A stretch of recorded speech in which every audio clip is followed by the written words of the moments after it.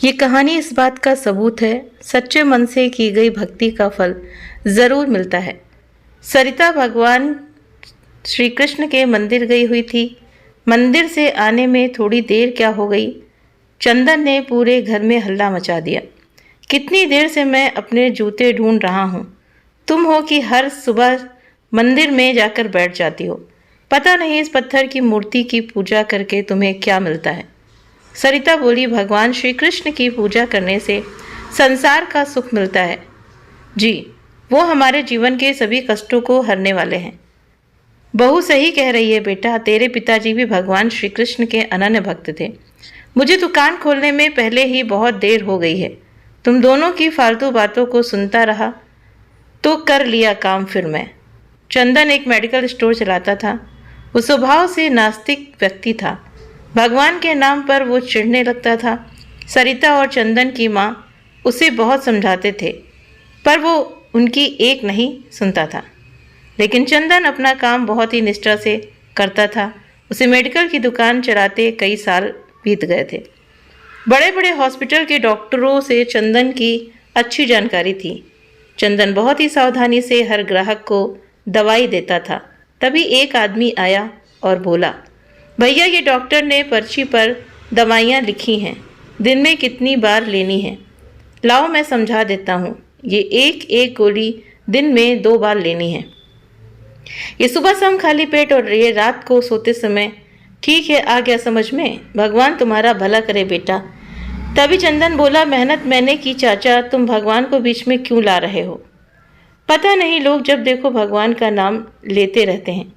चंदन दिल का बहुत अच्छा था, पर भगवान का नाम लेने वालों को देखकर उसको गुस्सा आ जाता था।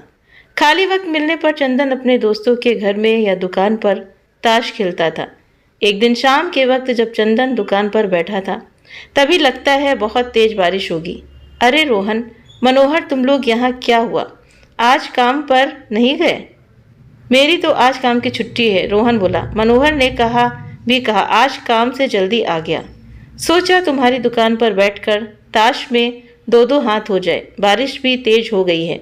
बारिश के मौसम में दोस्तों के बीच बैठकर ताश खेलने का अलग ही मज़ा है। आओ बैठो, मैं ताश निकालता हूँ। चंदन अपने दोस्तों के साथ ताश खेलने लग गया। बारिश बहुत तेज होने लगी और अचानक लाइट चली गई।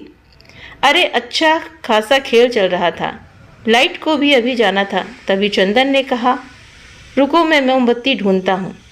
तभी एक लड़का दुकान पर आया। बाबूजी, जल्दी से दवाई की पर्ची देखकर मुझे दवाई दो, मेरी माँ बहुत बीमार है। अरे पहले इसे निपटा, ये सर पर खड़ा है। हाँ दे रहा हूँ। चंदन का ध्यान ताश के खेल में था। चंदन ने मोमबत्ती ढूंढते हुए दवाई की पर्ची को हाथ में लिया और बिना दवाई का नाम पढ़े दवाई की शीशी उस लड़के को दे दी। लड़का जल्दी से चंदन को पैसे पकड़ाकर दवाई की शीशी लेकर चला गया। थोड़ी देर बाद लाइट आई। तभी मनोहर बोला, अच्छा चंदन, अभी बारिश भी रुक गई है, मैं चलता हूँ। तू जा रहा है तो मैं भी तेरे साथ ही चलता हूँ। मुझे रास्ते में घर छोड़ देना। तुम दुकान बढ़ा रहे हो क्या? तो साथ ही घर चलो। तभी चंदन बोला, नहीं नहीं, अभी थोड़ा काम है मुझे, बाद में ही आऊँगा। मनोहर और रोहन के जाने के बाद चंदन अपने काम में लग गया। वो अभी काउंटर समेट ही रहा था कि उसकी नज़र लड़के की दवाई की पर्ची पर पड़ी, जो लड़का शायद वहीं छोड़ गया था। अरे दवाई की पर्ची तो लड़का यहीं भूल गया। ये तो वो दवाई है जिसके ऑर्डर के डिब्बे सुबह ही आए हैं। मैंने तो अभी डिब्बों को खोला भी नहीं था, तो मैंने उसे कौन सी शीशी दे दी। अरे मैंने ये क्या कर दिया, मैंने भूल से उस लड़के को चूहे मारने वाली जहरीली दवा की शीशी दे दी। चंदन का दिल जोर जोर से धड़कने लगा। उसकी वर्षों की ईमानदारी पर मानो जैसे ग्रहण लग गया। चंदन कई सालों से बहुत ही समझदारी से दुकान को चला रहा था। उससे कभी भी कोई भूल नहीं हुई थी। उस लड़के के बारे में सोचकर वो तड़पने लगा। कहीं उस लड़के ने वो चूहे मारने की दवाई अपनी माँ को खिला दी तो वो अवश्य मर जाएगी। बच्चा छोटा है, दवाई की शीशी पर नाम भी नहीं पढ़ पाएगा। अब मैं क्या करूं? इतने सालों की अच्छाई मिट्टी में मिल जाएगी। ताश के पत्ते जलाकर फेंक दूंगा। आज के बाद ताश के पत्तों को मैं हाथ तक नहीं लगाऊंगा। चंदन अपने आप को कोसने लगा। ताश खेलने की अपनी आदत को छोड़ने का निश्चय कर लिया। चंदन के पास उस लड़के का कोई पता ठिकाना भी नहीं था। वो लड़का कहाँ रहता है, उसे मैं कहाँ ढूंढूं? दुविधा और बेचैनी चंदन को घेरे हुए थी। उसकी आंखें भी भर आई थीं। चंदन, क्या हुआ? मेरे बच्चे क्यों घबरा रहा है? पिताजी, अनजाने में मुझसे बहुत बड़ी भूल हो गई। मेरी गलती की वजह से आज एक निर्दोष की जान चली गई। चंदन, भगवान की महिमा अपरंपार है। तुम उन्हें सच्चे मन से याद करोगे, उनका नाम लोगे, तो वो तुम्हारी बड़ी से बड़ी परेशानी को दूर कर देंगे।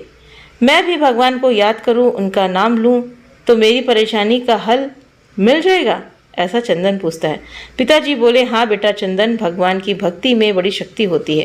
वो हर जगह होते हैं और हमें सदैव मुसीबत में लड़ने और अच्छे कार्य करने की प्रेरणा देते हैं। वो सामने लगी दीवार पर भगवान कृष्ण की तस्वीर को प्रणाम करो, तुम्हारी सारी विपदा दूर हो जाएगी। पिताजी कहाँ गए? मुझे पता है पिताजी, आप मुझे क्या कहना चाह रहे थे। मुझे रास्ता मिल गया पिताजी। वो पिताजी के हाथों से लगाई भगवान श्री कृष्ण की तस्वीर कहाँ गई? उन्होंने उस कोने में लगवाई थी जब मैं लगाने के लिए मना कर रहा था। पिताजी ने जिद करके भगवान श्री कृष्ण की तस्वीर दुकान के उद्घाटन पर लगाई थी। वे रही भगवान श्री कृष्ण की तस्वीर। चंदन ने पहली बार दुकान के कोने में लगी धूल से भरी भगवान श्री कृष्ण की तस्वीर को देखा और आंखें बंद कर ली। दोनों हाथों को जोड़कर वहीं खड़ा हो गया और बोला, हे प्रभु, हे कृष्ण, मुझसे बहुत बड़ी गलती हो गई। मैंने एक निर्दोष को गलत दवाई देकर मार डाला। भगवान मेरी मदद करो, मेरे से बहुत बड़ी भूल हो गई है।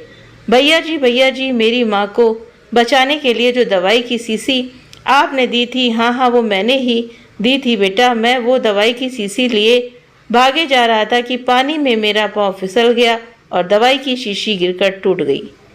क्या आप मुझे वही दवाई की दूसरी शीशी दे सकते हैं?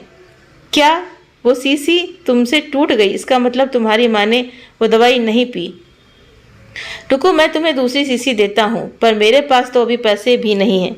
क्या मैं आपको बाद में दे सकता हूँ?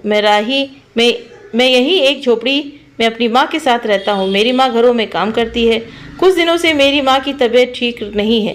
रुको बेटा, मैं तुम्हारे साथ चलता हूँ। चंदन उस लड़के की माँ को हॉस्पिटल में भर्ती करवाता है और इलाज के लिए कुछ पैसे भी जमा करवा देता है। घर आकर वो सारी बात अपनी माँ और पत्नी सरिता को बताता है, जिसे सुनकर वे दोनों भी बहुत खुश होती हैं। अगले दिन जब चंदन अपनी दुकान खोलता है तो सबसे पहले अपने हाथों से भगवान कृष्ण की उस धूल भरी तस्वीर को लेकर अपने कपड़ों से पोंछने लगता है और अपने सीने से लगा लेता है। हे प्रभु, आपने मेरी इज्जत बचा ली। आपकी सदा ही जय हो प्रभु। सच्चे मन से की गई ईश्वर की भक्ति का फल एक ना एक दिन जरूर से जरूर मिलता है। तो इसलिए भगवान की सच्ची भक्ति हमें करनी है, निष्काम भक्ति करनी है, कोई उसमें द्वेष भाव वाली भक्ति नहीं करनी। अगर आपने सच्चे मन से भगवान को चाहा है तो भगवान आपकी मदद किसी ना किसी रूप में ज़रूर से ज़रूर करते हैं। और ये फैक्ट है, ना हो तो आजमा कर देख लीजिए, क्योंकि वो भगवान आएंगे आपके पास चक्र सुदर्शन लेकर के नहीं आएंगे, बंसरी हाथ में लेकर के नहीं आएंगे। वो आएंगे कैसे आएंगे कि किसी न किसी रूप में, किसी व्यक्ति के रूप में, किसी बच्चे के रूप में वो आएंगे और आपका कल्याण जरूर करेंगे। तो उम्मीद करते हैं कि वीडियो पसंद आया होगा। कहानी पसंद आई हो तो वीडियो को लाइक करें, चैनल पर पहली बार है तो सब्सक्राइब करना ना भूलें। आप अपने कमेंट्स भी करके मुझे ज़रूर से ज़रूर बताएं। आप सभी के सहयोग के लिए आप सभी का बहुत बहुत धन्यवाद।